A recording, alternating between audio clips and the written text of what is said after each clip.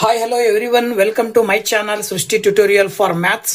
ನಾನು ಇವತ್ತಿನ ದಿನ Karnataka board SSLC exam 2025-26 model question paper set 1 Kannada ಮೀಡಿಯಂನಲ್ಲಿ 3 ಅಂಕದ ಕ್ವಶನ್ಸ್ ಅನ್ನ ಹೇಗೆ ಮಾಡಬಹುದು ಅಂತಕ್ಕಂಥದ್ದನ್ನ ಇವತ್ತು ನಿಮ್ಮ ಜೊತೆ ಹಂಚ್ಕೊಳ್ತಾ ಇದ್ದೀನಿ. ಸೊ ಬನ್ನಿ ಕ್ಲಾಸ್ ಶುರು ಮಾಡೋಣ. ಸೊ ನೋಡಿ, 25ರಿಂದ 28ರವರೆಗೂ 3 ಅಂಕದ ಕ್ವಶನ್ ಹಿಂದಿನ ವಿಡಿಯೋದಲ್ಲಿ ಡಿಸ್ಕಷನ್ ಮಾಡಿದ್ದೀನಿ. ಸೊ ಯಾರು ಆ ವಿಡಿಯೋ ನೋಡಿಲ್ವೋ ದಯವಿಟ್ಟು ವಿಡಿಯೋ ನೋಡಿ ಅಂತ ಹೇಳ್ತಾ ನೆಕ್ಸ್ಟ್ ಮುಂದುವರೆದ್ಬಿಟ್ಟು 29ನೇ ಕ್ವಶನ್ ಶೂನ್ಯತೆಗಳ ಮೊತ್ತ ಮತ್ತು ಗುಣಲಬ್ಧಗಳು ಕ್ರಮವಾಗಿ 2 ಮತ್ತು -8 ಆಗಿರುವ ವರ್ಗ ಬಹುಪದೋಕ್ತಿಯನ್ನು ಬರೆಯಿರಿ ಮತ್ತು ಆ ಬಹುಪದೋಕ್ತಿಯ ಶೂನ್ಯತೆಗಳನ್ನು ಕಂಡುಹಿಡಿಯಿರಿ ಅಂತ ಕೊಟ್ಟಿದ್ದಾರೆ.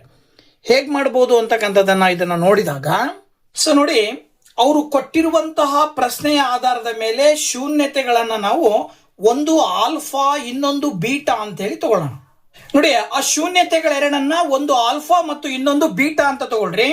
ಸೊ ಇಲ್ಲಿ ನಾವು ನಮಗೆ ಗೊತ್ತಿರುವಂತೆ ಶೂನ್ಯತೆಗಳ ಮೊತ್ತವನ್ನ ನಾವು ಆಲ್ಫಾ ಪ್ಲಸ್ ಬೀಟಾ ಅಂತ ತಗೊಳ್ತೀವಿ. ಆಲ್ಫಾ ಪ್ಲಸ್ ಬೀಟಾ ಕೊಟ್ಟಿದ್ದಾರೆ 2. ಅಲ್ಲಿಗೆ ಆಲ್ಫಾ ಪ್ಲಸ್ ಬೀಟಾವನ್ನ ಕಂಡುಹಿಡಿಬೇಕಾದ್ರೆ ನಮಗೆ ಸೂತ್ರ ಬಂದ್ಬಿಟ್ಟು -b/a ಅಂತ ಇದೆ. ಅಲ್ಲಿಗೆ -b/a ಅಂತ ಹೇಳಿದ್ರೆ 2/1 ಅಂತ ಕನ್ಸಿಡರ್ ಮಾಡಿದ್ರೆ ಅಲ್ಲಿಗೆ ಅದರ ಅರ್ಥ -b ನ ವ್ಯಾಲ್ಯೂ 2, a ನ ವ್ಯಾಲ್ಯೂ 1 ಅಂತ. ಹಾಗೆ ಕೊಟ್ಟಿರುವ 2 ಶೂನ್ಯತೆಗಳ ಗುಣಲಬ್ಧ ಆಲ್ಫಾ ಇಂಟು ಬೀಟಾ ಅಂತ ತಗೊಂತೀವಿ. ಅದನ್ನ -8 ಅಂತ ಕೊಟ್ಟಿದ್ದಾರೆ. ಅಥವಾ ಆಲ್ಫಾ ಇಂಟು ಬೀಟಾವನ್ನ ನಾವು c/a ಅಂತ ಹೇಳಿ ಕೂಡ ತಗೊಳ್ಬಹುದು. ಈಗ ನಮಗೆ ಮೊದಲು ವರ್ಗ ಬಹುಪದೋಕ್ತಿಯನ್ನ ಕಂಡುಹಿಡ್ಕೊಳ್ಬೇಕಲ್ವಾ. ವರ್ಗ ಬಹುಪದೋಕ್ತಿಯನ್ನ ಬರಿಬೇಕಾದ್ರೆ ನಮಗೊಂದು ಸೂತ್ರ ಬರುತ್ತೆ. ಏನಪ್ಪ ಸೂತ್ರ ಅಂತ ಹೇಳಿದ್ರೆ x² minus of alpha plus beta into X plus alpha into beta. ಇದ್ರ ಪ್ರಕಾರ ಆಲ್ಫಾ ಪ್ಲಸ್ ಬೀಟಾ ಅಂತ ಹೇಳಿದ್ರೆ 2, ಹಾಗೇನೆ ಆಲ್ಫಾ ಇಂಟು ಬೀಟಾ ಅಂತ ಹೇಳಿದ್ರೆ -8. ಆಗ x² -2x -8 ಅಂತ ತಗೊಳ್ತೀರಾ. ಸೊ ಈ x² -2x -8 ಅನ್ನ ಈಕ್ವಲ್ ಟು 0 ಅಂತ ತಗೊಂಡ್ರೆ ಇದು ವರ್ಗ ಸಮೀಕರಣ ಆಗತ್ತೆ. ಈ ಒಂದು ವರ್ಗ ಸಮೀಕರಣವನ್ನ ನಾವು ಅಪವರ್ತನ ವಿಧಾನದ ಮೂಲಕ ಏನ್ ಮಾಡಬೇಕಾಗತ್ತೆ, x ನ ಬೆಲೆಗಳನ್ನ ಕಂಡುಹಿಡಿತೀವಿ. ಇಲ್ಲಿ ಅಪವರ್ತನ ವಿಧಾನವನ್ನ ಬಳಕೆ ಮಾಡಬೇಕಾದಾಗ x² ನ ಸಹಗುಣಕ ಮತ್ತು ಸಾಮಾನ್ಯವಾಗಿರುವಂತಹ ಸಂಖ್ಯೆಗಳನ್ನ ಗುಣಾಕಾರ ಮಾಡಿದ್ರೆ 1 ಇಂಟು -8 ಮಾಡಿದ್ರೆ -8 ಬರುತ್ತೆ. ನೀವು 2 ಸಂಖ್ಯೆಯನ್ನ ತಗೊಂಡು ಗುಣಾಕಾರ ಮಾಡಿದ್ರೆ -8 ಬರಬೇಕು, ಕೂಡಿದ್ರೆ ಅಥವಾ ಕಳೆದ್ರೆ -2 ಬರಬೇಕು. ಆ ತರ ತಗೊಂಡಾಗ 4 2 8 ಮಾಡ್ತೀರಾ, 4ರಲ್ಲಿ 2 ಕಳೆದ್ರೆ -2 ಬರುತ್ತೆ. ಹಾಗಾಗಿ -2x ಅನ್ನ x² -4x ಪ್ಲಸ್ 2x -8 = 0 ಅಂತ ತಗೊಳ್ಬಹುದು. ಈಗ ಇವೆರಡನ್ನ ಒಂದು ಗುಂಪು ಮಾಡ್ರಿ, ಇವೆರಡನ್ನ ಒಂದು ಗುಂಪು ಮಾಡ್ರಿ. ಈಗ ನೆಕ್ಸ್ಟ್ ಏನಾಗತ್ತೆ ಇಲ್ಲಿ ಅಂತ ಹೇಳಿದ್ರೆ ಇವೆರಡರಲ್ಲೂ x ಕಾಮನ್ ಇದೆ. ಸೊ x ಬ್ರಾಕೆಟ್ ಇಂದ ಹೊರಗಡೆ ತೆಗೆದ್ರೆ ಇಲ್ಲಿ x -4 ಉಳ್ಕೊಳ್ಳುತ್ತೆ. ಹಾಗೇನೆ ಇವೆರಡರಲ್ಲೂ 2 ಕಾಮನ್ ಇದೆ, ಇಲ್ಲೂ ಕೂಡ ಬ್ರಾಕೆಟ್ ಒಳಗಡೆ x -4 ಉಳ್ಕೊಳ್ಳುತ್ತೆ. That is equal to 0. ಈಗ x -4 ಅನ್ನೋದು ಒಂದು ಅಪವರ್ತನ ಆದ್ರೆ ಇವಿಷ್ಟರಲ್ಲೂ x ಕಾಮನ್ ಉಳ್ಕೊಳ್ಳುತ್ತೆ. ಹಾಗೇನೆ ಇದರಲ್ಲಿ 2 ಉಳ್ಕೊಳ್ಳುತ್ತೆ. ದಟ್ ಈಸ್ ಈಕ್ವಲ್ ಟು 0 ಅಂತ ತಗೊಂಡ್ರೆ ನಿಮಗೀಗ 2 ಅಪವರ್ತನಗಳು ಸಿಕ್ಕಿದಾವೆ. ಸಿಕ್ಕಂತ 2 ಅಪವರ್ತನಗಳನ್ನ ನೀವು ಏನಂತ ತಗೊಳ್ಳಿ, -4 = 0 ಅಂತ ತಗೊಳ್ರಿ. ಅಥವಾ ಇನ್ನೊಂದು x + 2 = 0 ಅಂತ ತಗೊಳ್ರಿ. ಈಗ x -4 ಆ ಕಡೆ ಹೋದ್ರೆ +4 ಆಗತ್ತೆ. ಹಾಗೇನೆ ಇನ್ನೊಂದು ವ್ಯಾಲ್ಯೂ ಬಂದ್ಬಿಟ್ಟು +2 ಆ ಕಡೆ ಹೋದ್ರೆ -2 ಆಗತ್ತೆ.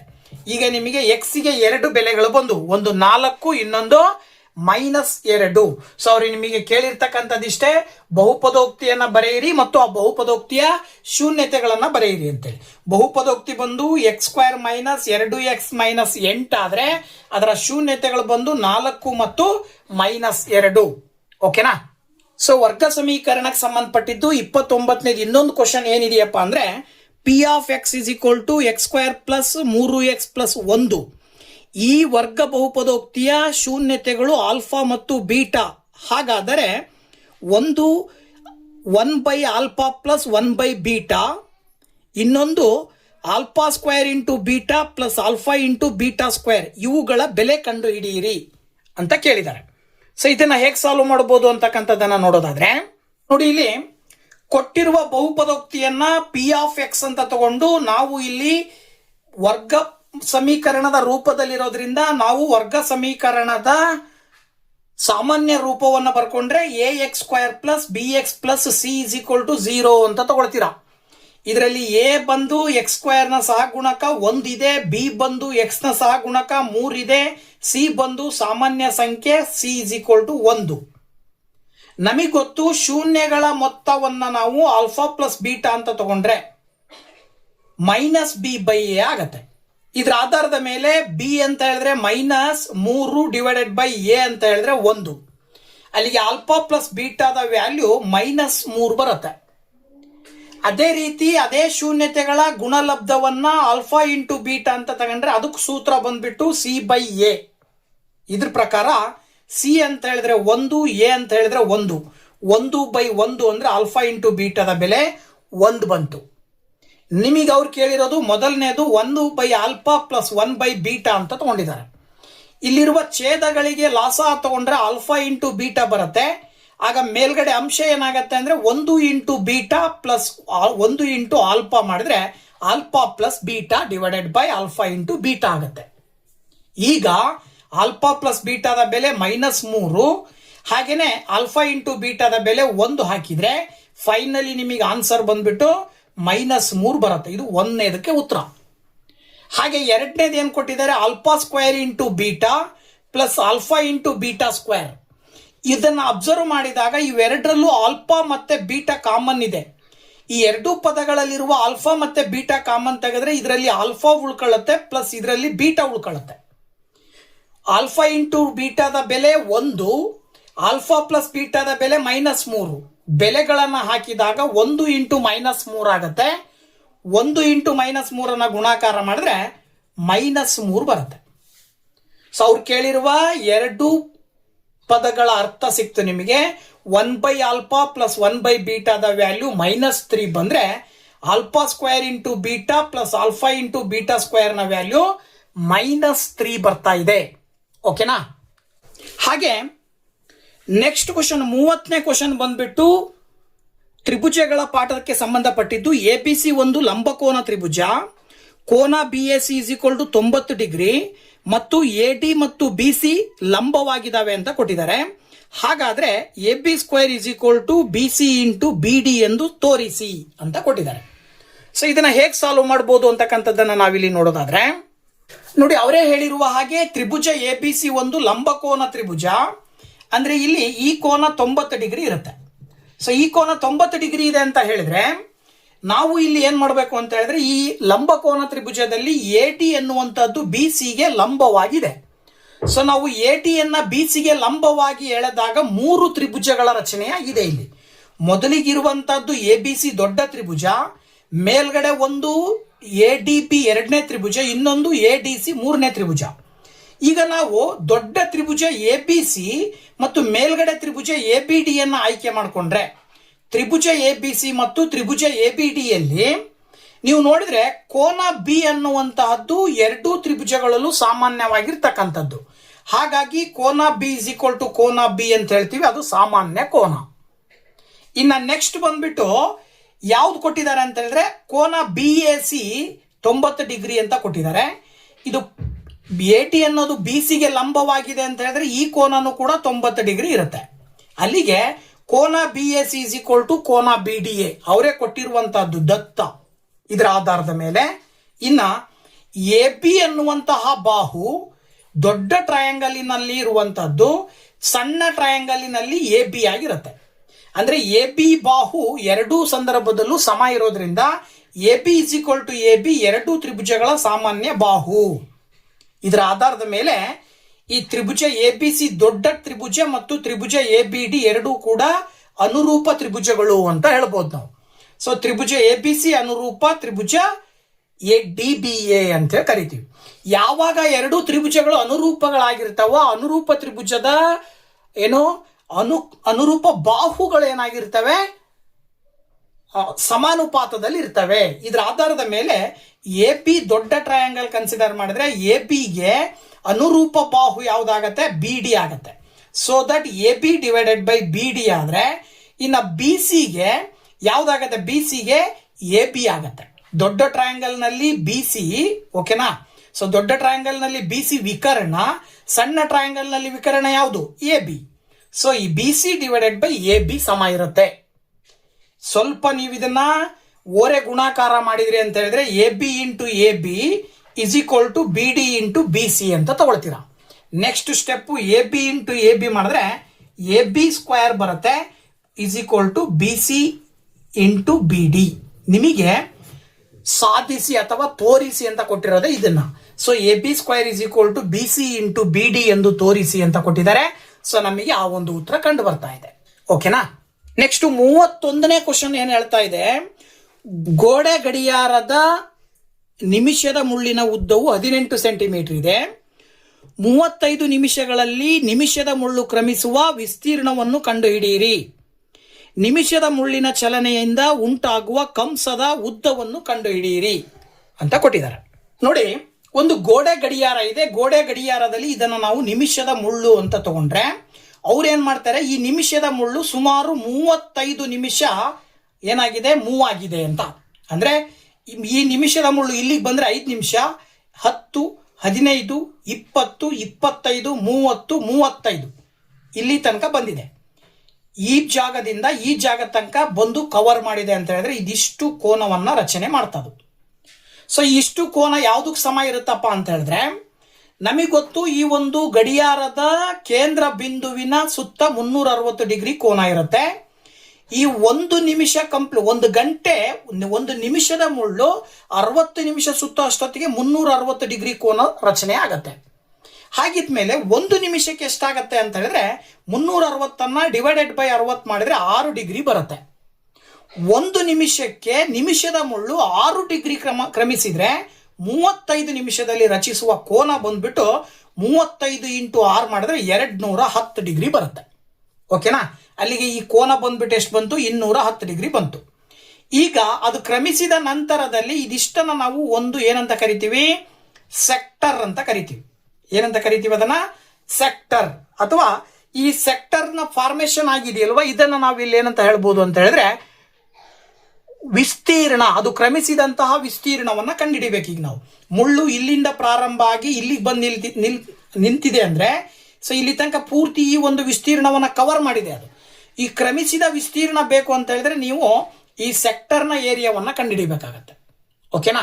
ಸೊ ಏರಿಯಾ ಕಂಡುಹಿಡಿಯಲಿಕ್ಕೆ ಕ್ಷೇತ್ರಫಲ theta by 360 into pi R square ಅಂತ ಕರಿತೀವಿ.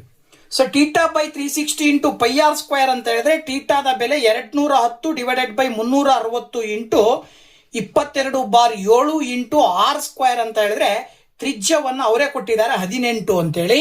ಸೊ ಅದನ್ನ 18 ಇಂಟು 18 ಸ್ಕ್ವೇರ್ ಇರೋದ್ರಿಂದ 2 ಬಾರಿ ಬರ್ಕೊಳ್ತೀವಿ. ನೋಡಿ, 0 ಕ್ಯಾನ್ಸಲ್ ಆಯ್ತು, 0 ಕ್ಯಾನ್ಸಲ್ ಆಯ್ತು. ಜೊತೆಗೆ 7 1 7 3 ಕ್ಯಾನ್ಸಲ್ ಆಯ್ತು, 3 1 3 12 ಅಂತ ತಗೊಳ್ತೀರಾ. ಈ ರೀತಿ ನೀವು ಸುಲಭ ರೂಪದಲ್ಲಿ ಬರಿತಾ ಹೋದ್ರೆ ಸಂಪೂರ್ಣವಾಗಿ 33 ಇಂಟು 18 ಉಳ್ಕೊಳ್ಳುತ್ತೆ. 33 18 ಗುಣಾಕಾರ ಮಾಡಿದ್ರೆ 594 ಚದರ ಸೆಂಟಿಮೀಟರ್ ಬರುತ್ತೆ. ಇದು ಏನಿದು 35 ನಿಮಿಷದಲ್ಲಿ ನಿಮಿಷದ ಮುಳ್ಳು ಆಕ್ರಮಿಸಿರುವಂತಹ ಕ್ಷೇತ್ರಫಲ. ಇದ್ರ ಜೊತೆಗೆ ಈ ಒಂದು ಉದ್ದವನ್ನ, ಕಂಸದ ಉದ್ದವನ್ನ ಕಂಡುಹಿಡಿಯಿರಿ ಅಂತ ಕೊಟ್ಟಿದ್ದಾರೆ. ಈ ಕಂಸದ ಉದ್ದ ಬೇಕು ನಿಮಗೆ. ಈ ಕಂಸದ ಉದ್ದ ಕಂಡುಹಿಡಿಯಲಿಕ್ಕೆ ಮತ್ತೊಂದು ಸೂತ್ರ ಬರುತ್ತೆ, ಥೀಟಾ ಬೈ 360 ಇಂಟು 2πr ಅಂತ ಹೇಳಿ. ಸೊ ಈ ಒಂದು ಸೂತ್ರವನ್ನು ಅಪ್ಲೈ ಮಾಡಿದಾಗ ಥೀಟಾ ಅಂದ್ರೆ 210 divided by 360 into 2 into 22/7 into 18 ಅಂತ ತಗೊಳ್ತೀರಾ. ಸೊ ಇದನ್ನ ಸುಲಭ ರೂಪದಲ್ಲಿ ಬರೆಯೋದಾದ್ರೆ ನೋಡಿ, ಇಲ್ಲೂ ಕೂಡ 0 ಕ್ಯಾನ್ಸಲ್ ಆಗುತ್ತೆ. 7 3 21 ಬರುತ್ತೆ, 3 1 3 2 6 ಬರುತ್ತೆ. ದೆನ್ 2 1 2 6 12 ಬರುತ್ತೆ, 6 1 6 3 18 ಬರುತ್ತೆ. ಅಲ್ಲಿಗೆ 22 ಇಂಟು 3 ಉಳ್ಕೊಳ್ತದೆ. ಸೊ 22 ಮತ್ತು 3 ನೀವು ಗುಣಾಕಾರ ಮಾಡಿದ್ರೆ 66 ಸೆಂಟಿಮೀಟರ್ ಬಂತು. ಇದು ಈ ಒಂದು ಕಂಸದ ಉದ್ದ ಅಂತ ಹೇಳಿ ನಾವು ಸುಲಭವಾಗಿ ಹೇಳಬಹುದು. ನೆಕ್ಸ್ಟ್ 32ನೇ ಕ್ವಶನ್ ಸಂಭವನೀಯತೆಗೆ ಸಂಬಂಧಪಟ್ಟಿದ್ದು. ಒಂದು ಪೆಟ್ಟಿಗೆಯಲ್ಲಿ 6 ರಿಂದ 70ರವರೆಗೆ ನಮೂದಾಗಿರುವ ಕಾರ್ಡುಗಳಿವೆ. ಓಕೆನಾ. ಆ ಪೆಟ್ಟಿಗೆಯಿಂದ ಒಂದು ಕಾರ್ಡನ್ನು ಯಾದೃಚ್ಛಿಕವಾಗಿ ಹೊರತೆಗೆದಾಗ ಕಾರ್ಡಿನ ಮೇಲೆ ಈ ಕೆಳಗಿನಂತೆ ಸಂಖ್ಯೆಗಳನ್ನು ಪಡೆಯುವ ಸಂಭವನೀಯತೆಯನ್ನು ಕಂಡುಹಿಡಿಯಿರಿ. ಏನೇನು ಸಂಭವನೀಯತೆ? ಒಂದು ಪೂರ್ಣವರ್ಗ ಸಂಖ್ಯೆ ಆಗಿರಬೇಕು, ಆ ಸಂಭವನೀಯತೆ ಎಷ್ಟು? 5ರಿಂದ ಭಾಗವಾಗುವ ಸಂಖ್ಯೆ ಬರುವ ಸಂಭವನೀಯತೆ ಎಷ್ಟು? 30ಕ್ಕಿಂತ ಕಡಿಮೆ ಇರುವ ಬೆಸ ಸಂಖ್ಯೆ ಬರುವ ಸಂಭವನೀಯತೆ ಎಷ್ಟು ಅಂತ 3 ಪ್ರಶ್ನೆಗಳನ್ನ ಕೇಳಿದ್ದಾರೆ. ಓಕೆನಾ? ನೋಡಿ, ಮೊದಲು ಆ ಪೆಟ್ಟಿಗೆಯಲ್ಲಿರುವಂತಹ ಕಾರ್ಡ್ಗಳು ಯಾವ್ಯಾವು ಅಂತ ನೋಡೋದಾದ್ರೆ 6ರಿಂದ 70 ತನಕ ಇರ್ತವೆ. ಅಂದ್ರೆ 6, 7, 8, 9 ಅಪ್ ಟು 70ವರೆಗೂ ಕಾರ್ಡ್ಗಳ ಸಂಖ್ಯೆಗಳಿದಾವೆ. ಅಲ್ಲಿ ಇರುವ ಒಟ್ಟು ಸಂಖ್ಯೆಗಳು ಎಷ್ಟು ಅಂತ ನೋಡಿದ್ರೆ 70ರಲ್ಲಿ 6 ಹಿಂದಿನ ಸಂಖ್ಯೆಗಳನ್ನ ಕಳೆದು ಅದಕ್ಕೆ ಒಂದು 6 ಅನ್ನೊಂದನ್ನು ಸೇರಿಸಿದ್ರೆ 65 ಬರುತ್ತೆ. ಅಂದ್ರೆ ಆ ಪೆಟ್ಟಿಗೆಯಲ್ಲಿರುವ ಒಟ್ಟು ಕಾರ್ಡ್ಗಳ ಸಂಖ್ಯೆ 65. ಇನ್ನ ಆ ಕಾರ್ಡ್ಗಳಲ್ಲಿ ವರ್ಗ ಸಂಖ್ಯೆ ಬರುವ ಸಾಧ್ಯತೆ ಎಷ್ಟು ಅಂತ, ಒಂದು ಪೂರ್ಣ ವರ್ಗ ಸಂಖ್ಯೆ ಬರುವ ಸಾಧ್ಯತೆ ಎಷ್ಟು ಅಂದ್ರೆ 6ರಿಂದ 70 ಮಧ್ಯೆ ಇರುವ ಸಂಖ್ಯೆಗಳಲ್ಲಿ ವರ್ಗ ಸಂಖ್ಯೆಗಳು ಯಾವುವು ಅನ್ನೋದನ್ನ ಮೊದಲು ನಾವು ಗುರುತಿಡ್ಕೊಳ್ಬೇಕು. ಯಾವ್ಯಾವ ಬರ್ತವೆ ಅಂದ್ರೆ 9 ಬರುತ್ತೆ, 16 ಬರುತ್ತೆ, 25, 36, 49, 64. ಮುಂದೂ ಬರಲ್ಲ, 9ರ ಹಿಂದ್ಗಡೆನೂ ಬರಲ್ಲ. ಹಾಗಾಗಿ ಒಟ್ಟು ಸಂಖ್ಯೆಗಳು ಎಷ್ಟು ಬರ್ತವೆ ಪೂರ್ಣ ವರ್ಗ ಸಂಖ್ಯೆಗಳು ಅಂದ್ರೆ 1, 2, 3, 4, 5, 6. ಒಟ್ಟು 6 ವರ್ಗ ಸಂಖ್ಯೆಗಳಿದಾವೆ. ಇರುವ ಕಾರ್ಡ್ಗಳ ಸಂಖ್ಯೆ 65. ವರ್ಗ ಸಂಖ್ಯೆ ಬರುವ ಸಾಧ್ಯತೆ ಅಂದ್ರೆ ಈ 6ರಲ್ಲಿ ಒಂದು ಬರಬೇಕಾಗತ್ತೆ. ಅಲ್ಲಿಗೆ P of E is equal to N of E divided by N of S ಅನ್ನುವಂಥ ಸೂತ್ರಕ್ಕೆ ಅಪ್ಲೈ ಮಾಡಿದ್ರೆ 6 divided by 65 ಬರುತ್ತೆ. ಇದು ಮೊದಲನೇ ಪ್ರಶ್ನೆಯ ಸಂಭವನೀಯತೆ ಸಿಕ್ತು. ಇನ್ನು ಎರಡನೇದು ಬಂದ್ಬಿಟ್ಟು 5ರಿಂದ ಭಾಗವಾಗುವ ಸಂಖ್ಯೆಗಳು ಅಂತ ಕೊಟ್ಟಿದ್ದಾರೆ. 5ರಿಂದ ಭಾಗವಾಗುವ ಸಂಖ್ಯೆಗಳನ್ನು ತಗೊಂಡಾಗ 5ರಿಂದ ಯಾವ್ಯಾವ ಸಂಖ್ಯೆ ಭಾಗ ಆಗ್ತವೆ ಅಂದ್ರೆ ಪ್ರಾರಂಭ 6 ಅಂತ ಅಂದ್ರೆ 6 ಮುಂದ್ಗಡೆ ಪ್ರಾರಂಭ 10, 10, 15, 20, 25 ಅಪ್ ಟು 65 ತನಕ ಬರುವ ಈ ಸಂಖ್ಯೆಗಳು 5ರಿಂದ ಭಾಗ ಹಾಕವು. ಸೊ ಅಂಥವು ಎಷ್ಟದಾವಪ್ಪ ಅಂತ ಕೌಂಟ್ ಮಾಡಿದ್ರೆ 13 ಸಂಖ್ಯೆಗಳಿದಾವೆ. ಅಲ್ಲಿಗೆ ಒಟ್ಟು ಕಾರ್ಡ್ಗಳ ಸಂಖ್ಯೆ 65, ಮೇಲ್ಗಡೆ ಭಾಗವಾಗುವ 5ರಿಂದ ಭಾಗ ಆಗುವ ಸಂಖ್ಯೆ 13 ತಗೊಂಡ್ರೆ 13 ಡಿವೈಡೆಡ್ ಬೈ 65 ಬರುತ್ತೆ. ಎರಡನೇ ಪ್ರಾಬಬಿಲಿಟಿ, ಎರಡನೇ ಸಂಭವನೀಯತೆ. ಇನ್ನ ಮೂರನೇದು ಇನ್ನೊಂದು ಕೊಟ್ಟಿದ್ದಾರೆ. ಏನಪ್ಪಾ ಅಂತ ಹೇಳಿದ್ರೆ 30ಕ್ಕಿಂತ ಕಡಿಮೆ ಇರುವ ಬೆಸ ಸಂಖ್ಯೆ, 30ಕ್ಕಿಂತ ಕಡಿಮೆ ಇರುವ ಬೆಸ ಸಂಖ್ಯೆ ಅಂತ ಕೊಟ್ಟಿದ್ದಾರೆ. ಸೊ ಬೆಸ ಸಂಖ್ಯೆಗಳು 30ಕ್ಕಿಂತ ಕಡಿಮೆ ಇರೋ ಬೆಸ ಸಂಖ್ಯೆಗಳು ಯಾವ್ಯಾವು ಅನ್ನೋದನ್ನ ನಾವು ನೋಡಿದ್ರೆ, ನೋಡಿ 30 ಪ್ರಾರಂಭ 6, 6 ಮುಂದ್ಗಡೆ ಇರೋದು 7. ಓಕೆನಾ? 7, 9, 11, 13, 15, 17, 19, ಹಾಗೇನೆ 21, 23, ನೆಕ್ಸ್ಟ್ 25, 27, 29. 30ಕ್ಕಿಂತ ಕಡಿಮೆ ಇರಬೇಕು ಅಂದ್ರೆ ಇವಿಷ್ಟು ಬರ್ತಾವೆ. ಅಲ್ಲಿಗೆ P of E is equal to N of E divided by N of S ಅಂತ ತಗೊಂಡ್ರೆ ಎಷ್ಟು ಬರ್ತವೆ? ಒಟ್ಟು ಕಾರ್ಡ್ಗಳ ಸಂಖ್ಯೆ ಕೆಳಗಡೆ ಬರೀತೀರಾ. ಇಲ್ಲಿರುವಂತಹ ಸಂಖ್ಯೆಗಳು ಎಷ್ಟಿದಾವೆ ಅಂತ ಎಣಿಸಿದ್ರೆ 1, 2, 3, 4, 5, 6, 7, 8, 9, 10, 11, 12. ಓಕೆನಾ? 65ನೇ 12 ಬರುತ್ತೆ. ಅಲ್ಲಿಗೆ ಒಂದು ಪೂರ್ಣ ವರ್ಗ ಸಂಖ್ಯೆ ಬರುವ ಸಂಭವನೀಯತೆ 65ನೇ 6, 5ರಿಂದ ಭಾಗವಾಗುವ ಸಂಖ್ಯೆಗಳ ಸಂಭವನೀಯತೆ 65ನೇ 13, 30ಕ್ಕಿಂತ ಕಡಿಮೆ ಇರುವ ಬೆಸ ಸಂಖ್ಯೆಗಳ ಸಂಭವನೀಯತೆ 65ನೇ 12 ಅಂತೇಳಿ ನಾವು ಸುಲಭವಾಗಿ ಉತ್ತರವನ್ನ ಹೇಳಬೇಕಾಗತ್ತೆ. ಸೊ 3 ಅಂಕದ ಕೊನೆಯ ಪ್ರಶ್ನೆ 33ನೇದು. ಇದರಲ್ಲಿ 2 ಆಪ್ಷನ್ ಇದಾವೆ. ಒಂದು ಮೊದಲನೇದು ಬಂದ್ಬಿಟ್ಟು ಏನ್ ಕೇಳಿದರೆ ಸರಾಸರಿ ಕಂಡುಹಿಡಿಯಲಿಕ್ಕೆ ಸಂಬಂಧಪಟ್ಟಂತ ಕ್ವಶನ್ ಇದೆ. ಕೊಟ್ಟಿರುವ ಆವೃತ್ತಿ ವಿತರಣಾ ಪಟ್ಟಿಗೆ ಸರಾಸರಿಯನ್ನು ಕಂಡುಹಿಡಿಯಿರಿ ಅಂತಿದೆ. ಸೊ ಸರಾಸರಿಯನ್ನ ಹೇಗೆ ಕಂಡುಹಿಡಿಬಹುದು ಅಂತಕ್ಕಂಥದ್ದನ್ನ ನಾವು ನೋಡೋದಾದ್ರೆ, ನೋಡಿ ಮೊದಲು ವರ್ಗಾಂತರವನ್ನ ಹಾಗೆ ಬರ್ಕೊಳ್ತೀರಾ, ನೆಕ್ಸ್ಟ್ ಆವೃತ್ತಿಯನ್ನ ಬರ್ಕೊಳ್ತೀರಾ, ಜೊತೆಗೆ ಆವೃತ್ತಿಯ ಮೊತ್ತವನ್ನ ಕಂಡುಹಿಡ್ಕೊಳ್ಬೇಕು. ಅದನ್ನ ಸಮ್ ಆಫ್ FI ಅಂತ ಕರಿತೀವಿ, ಅಂದ್ರೆ ಆವೃತ್ತಿಗಳ ಮೊತ್ತ ಅಂತ. ಇದಾದ ನಂತರ ವರ್ಗಾಂತರದ ಮಧ್ಯ ಬಿಂದುವನ್ನ X ಅಂತ ತಗೊಳ್ತೀವಿ, ಅದನ್ನ ಕಂಡುಹಿಡ್ಕೊಳ್ಬೇಕು. ಸೊ ಈ ವರ್ಗಾಂತರದ ಮಧ್ಯ ಬಿಂದು ಹೇಗೆ ಕಂಡುಹಿಡಿಬಹುದು ಅಂದ್ರೆ, ಇಲ್ಲಿ ನಾವು ಕೆಳಮಿತಿ ಮೇಲ್ಮಿತಿ ಅಂತ ಕರಿತೀವಿ. ಒಂದು ವರ್ಗಾಂತರದಲ್ಲಿ ಬರುವ 2 ಸಂಖ್ಯೆಗಳನ್ನ ಕೆಳಮಿತಿ ಮತ್ತು ಮೇಲ್ಮಿತಿಯನ್ನ ಕೂಡಿ 2ರಿಂದ ಭಾಗಾಕಾರ ಮಾಡ್ತೀರಾ. 0 ಪ್ಲಸ್ 10 ಮಾಡಿದ್ರೆ 10 ಬರುತ್ತೆ, ಡಿವೈಡೆಡ್ ಬೈ 2 ಮಾಡಿದ್ರೆ 5 ಬರುತ್ತೆ. 10 ಪ್ಲಸ್ 20 30 ಬರುತ್ತೆ, ಡಿವೈಡೆಡ್ ಬೈ 2 ಮಾಡಿದ್ರೆ 15. ಈ ರೀತಿ ಮಧ್ಯ ಬಿಂದುಗಳನ್ನು ಬರ್ಕೊಳ್ಬೇಕು. ಇದಾದ ನಂತರ ಆವೃತ್ತಿ ಮತ್ತು ಮಧ್ಯ ಬಿಂದುವಿನ ಗುಣಲಬ್ಧವನ್ನು ಬರ್ಕೊಳ್ಬೇಕು. ಅದನ್ನು FI ಇಂಟು XI ಅಂತ ಕರಿತೀವಿ. ಅಲ್ಲಿಗೆ 4 5 20 ಬರುತ್ತೆ. ಹಾಗೇನೆ 15 9 135 ಬರುತ್ತೆ. 25 ಇಂಟು 15 ಮಾಡಿದ್ರೆ 375 ಬರುತ್ತೆ. 35 ಇಂಟು 14 ಮಾಡಿದ್ರೆ 490 ಬರುತ್ತೆ. ಹಾಗೇನೆ 8 ಇಂಟು 45 ಮಾಡಿದ್ರೆ 360 ಬರುತ್ತೆ. ಮುಂದಿನ ಹಂತ ಈ ಗುಣಲಬ್ಧಗಳನ್ನೆಲ್ಲವನ್ನು ಕೂಡ ಕೂಡಿ ಮೊತ್ತವನ್ನು ಕಂಡುಹಿಡ್ಕೊಳ್ಬೇಕು. ಅಂದ್ರೆ sum of FI into XI ಎಷ್ಟು ಬರುತ್ತೆ? 1380. ಇದಾದ ನಂತರ ಸರಾಸರಿ ಕಂಡುಹಿಡಿಯಲಿಕ್ಕೆ ಸೂತ್ರ ಬರುತ್ತೆ. ಸರಾಸರಿ is equal to X bar ಅಂತ ಕರಿತೀವಿ ನಾವು. ಅದನ್ನ sum of FI into XI divided by sum of FI ಅಂತ ಬಳಸ್ತೀವಿ. ಈ ಬೆಲೆಗಳನ್ನ ಅಲ್ಲಿ ಹಾಕಿದ್ರೆ 1380 ಡಿವೈಡೆಡ್ ಬೈ 50 ಬರುತ್ತೆ. ನೋಡಿ 0 0 ಕ್ಯಾನ್ಸಲ್ ಆದ್ರೆ 5 2 10 ಬರುತ್ತೆ, 3 ಉಳ್ಕೊಳ್ಳುತ್ತೆ. 5 5 7 35 ಬರುತ್ತೆ. ಪಾಯಿಂಟ್ ಕಟ್ಟಿದ್ರೆ 30 ಆಗತ್ತೆ. 5 6 30. ಅಲ್ಲಿಗೆ ಸರಾಸರಿಯ ಬೆಲೆ ಬಂದ್ಬಿಟ್ಟು ಎಷ್ಟು ಬರ್ತಾ ಇದೆ? 27.6. ಸೊ 27.6 ಅನ್ನೋದು ಈ ಒಂದು ವರ್ಗಾಂತರದ ಈ ಒಂದು ಆವೃತ್ತಿ ವಿತರಣಾ ಪಟ್ಟಿಯ ಸರಾಸರಿ ಆಗಿರುತ್ತೆ. ಓಕೆನಾ? ಸೊ ಇದೇ 33ನೇ ಕ್ವಶನ್ನು. ಇನ್ನೊಂದು ಬಂದ್ಬಿಟ್ಟು ಅದೇ ಆವೃತ್ತಿ ವಿತರಣಾ ಪಟ್ಟಿಗೆ ಸಂಬಂಧಪಟ್ಟಿದ್ದು ಬಹುಲಕವನ್ನ ಕಂಡುಹಿಡಿಯಿರಿ ಅಂತ ಕೊಟ್ಟಿದ್ದಾರೆ. ಸೊ ಈ ಒಂದು ಆವೃತ್ತಿ ವಿತರಣಾ ಪಟ್ಟಿಯ ಬಹುಲಕವನ್ನ ಕಂಡುಹಿಡಿಬೇಕು. ಹೇಗಪ್ಪ ಬಹುಲಕನವನ್ನ ಕಂಡುಹಿಡಿಯೋದು ಅಂತಕ್ಕಂಥದ್ದನ್ನ ನೋಡೋದಾದ್ರೆ, ಕೊಟ್ಟಿರುವ ವರ್ಗಾಂತರ ಮತ್ತು ಆವೃತ್ತಿಯನ್ನ ಹಾಗೆ ಬರ್ಕೊಂಡು ಇಲ್ಲಿ ಬಹುಲಕದ ವರ್ಗಾಂತರವನ್ನ ನಾವೇ ಊಹೆ ಮಾಡ್ಕೊಳ್ಬೇಕು. ಹೇಗೆ ಊಹೆ ಮಾಡ್ಕೊಳ್ಳೋದು ಅಂತಕ್ಕಂಥದ್ದನ್ನ ನೋಡೋದಾದ್ರೆ, ಆವೃತ್ತಿಯಲ್ಲಿ ದೊಡ್ಡ ಆವೃತ್ತಿ ಯಾವ್ದಿರುತ್ತೆ ಅದನ್ನ ಕನ್ಸಿಡರ್ ಮಾಡ್ಬೇಕು. ಇದರಲ್ಲಿ ದೊಡ್ಡ ಆವೃತ್ತಿ 15. ಸೊ 15 ಆವೃತ್ತಿಯನ್ನೇ ಹೊಂದಿರುವ ವರ್ಗಾಂತರವನ್ನ ನಾವು ಬಹುಲಕದ ವರ್ಗಾಂತರ ಅಂತ ಕನ್ಸಿಡರ್ ಮಾಡ್ತೀವಿ. ಅಲ್ಲಿಗೆ 25ರಿಂದ 30 ಅನ್ನೋದು ಬಹುಲಕದ ವರ್ಗಾಂತರ ಆಗತ್ತೆ.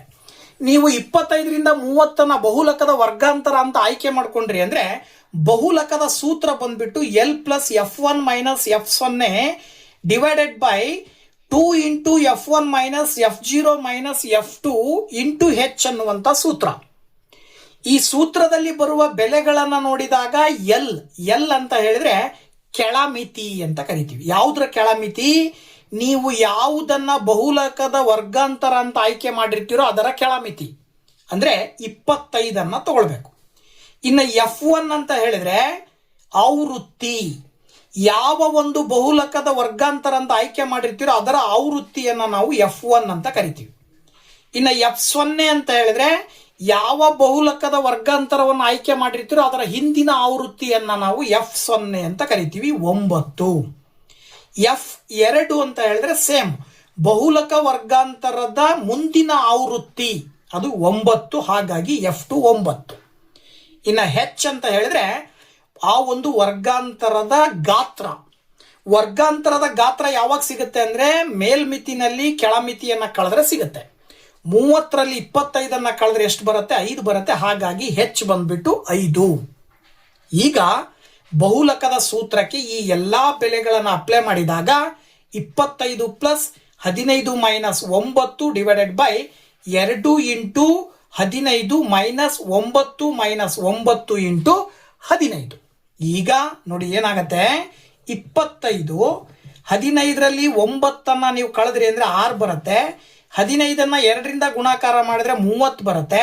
2ಕ್ಕೂ ಚಿಹ್ನೆ ಮೈನಸ್ ಇರೋದ್ರಿಂದ ಕೂಡ್ತೀರಾ, ಮೈನಸ್ 18 ಬರುತ್ತೆ, ಇಂಟು 5 ಆಗತ್ತೆ. ಮುಂದಿನ ಹಂತ 25 ಪ್ಲಸ್ 6 ಡಿವೈಡೆಡ್ ಬೈ 30ರಲ್ಲಿ 18ಅನ್ನ ಕಳೆದ್ರೆ ಎಷ್ಟು ಬರುತ್ತೆ ನಿಮಗೆ? 12 ಬರುತ್ತೆ, ಇಂಟು 5. ನೆಕ್ಸ್ಟ್ 6ರಿಂದ 12ಅನ್ನ ಭಾಗಾಕಾರ ಮಾಡಿದ್ರೆ 25 ಪ್ಲಸ್ 5 ಡಿವೈಡೆಡ್ ಬೈ 2 ಬರುತ್ತೆ. ಇದರ ಅರ್ಥ ಏನು? 25 ಪ್ಲಸ್ 5 ಡಿವೈಡೆಡ್ ಬೈ 2 ಅಂದ್ರೆ 2.5 ಬರುತ್ತೆ ಭಾಗಾಕಾರ ಮಾಡಿದ್ರೆ. ಅಲ್ಲಿಗೆ ಕೂಡಿದಾಗ 27.5 ಬರುತ್ತೆ. ಇದು ಈ ಒಂದು ಆವೃತ್ತಿ ವಿತರಣಾ ಪಟ್ಟಿಯ ಬಹುಲಕ ಎಷ್ಟು ಬರುತ್ತೆ? 27.5 ಬರುತ್ತೆ. ಓಕೆನಾ?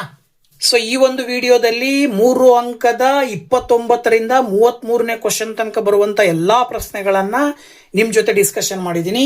ಸೊ ನೆಕ್ಸ್ಟ್ ವಿಡಿಯೋದಲ್ಲಿ 4 ಅಂಕದ ಪ್ರಶ್ನೆಗಳೊಂದಿಗೆ ಬರ್ತೀನಿ. ಅಲ್ಲಿ ತನಕ ವೇಟ್ ಮಾಡ್ತಾ ಇರಿ ಅಂತ ಹೇಳ್ತಾ thank you very much. Bye bye.